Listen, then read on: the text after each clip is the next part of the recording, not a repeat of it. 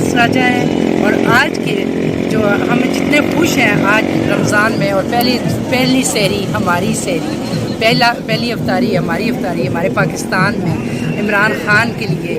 اور عمران خان نے ہمیں ڈی چوک میں بلایا، کہیں بھی وہ بلائیں گے ہم حاضر ہوں گے. میں فرانس سے آئی ہوئی ہوں، میرا نام سمیہ راجہ ہے اور میں فرانس سے آئی ہوئی ہوں. عمران خان کے لیے ہمارا دن کیا رات کیا، ہماری جان بھی حاضر ہے.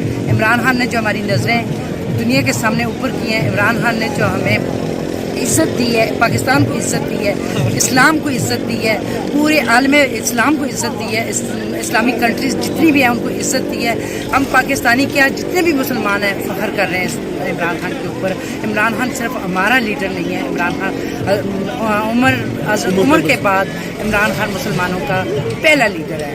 جبکہ عمران خان نے شعور دیا اسلام والوں کو، مسلمانوں کو.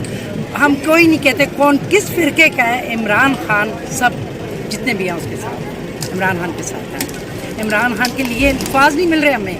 آپ اندازہ کر سکتے ہیں ہمیں الفاظ نہیں مل رہے، ہمارے پاس الفاظ کم ہو جاتے ہیں. عمران خان کی اس کے لیے ہمیں غرور ہے، ہمیں تکبر ہے، ہمیں الحمدللہ ہم چوروں کے ٹولے سے بچ گئے، الحمدللہ ہم شرمندہ ہونے سے بچ گئے، الحمدللہ ہم رسوا ہونے سے بچ گئے.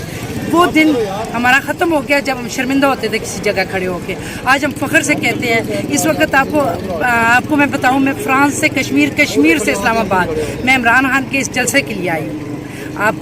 آپ سب کو لوگوں کو مبارک ہو، آپ سب پاکستانیوں کو مبارک ہو، آپ سب مسلمانوں کو مبارک ہو.